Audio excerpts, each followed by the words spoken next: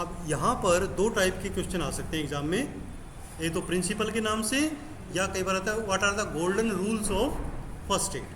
ठीक है ना, तो ये जो प्रिंसिपल हैं वही हमारे गोल्डन रूल हैं जिनका हमें पालन करना है, याद रखना है जब हम फर्स्ट एड देते हैं। जैसे सबसे पहले आता है quick response to the emergency. यदि कोई भी इमरजेंसी है तो क्विक रेस्पॉन्स करना है, ऐसा नहीं कि सोच विचार करने बैठे हैं कि जाऊँ या ना जाऊँ, करूँ या ना करूँ, है ना, टाइम वेस्ट नहीं करना। तो क्विक रेस्पॉन्स करना है किसी भी इमरजेंसी पे। दूसरा, safe response to the emergency for the benefit of casualty, bystander and rescuer. पहला तो है कि क्विक करना है, दूसरा सेफ करना है। ऐसा ना हो कि केयर करते हुए आपको कोई नुकसान हो जाए या जो आसपास लोग खड़े हैं उनको नुकसान हो जाए। ठीक है ना, तो इसके लिए हमें सेफ रेस्पॉन्स देना है।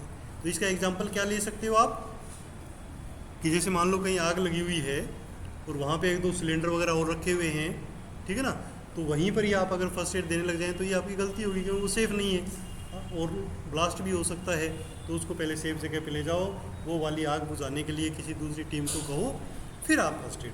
ठीक है ना, तो क्विक रेस्पॉन्स हो और दूसरा सेफ रेस्पॉन्स, है ना। तीसरा, securing the emergency site to reduce further harm to the casualty, कि जो इमरजेंसी साइट है जहाँ पर आप फर्स्ट एड दे रहे हैं वो सुरक्षित हो। ठीक है, तो उसके लिए मैंने आपको बता दिया कि उसको सेफ जगह ले जाके करें।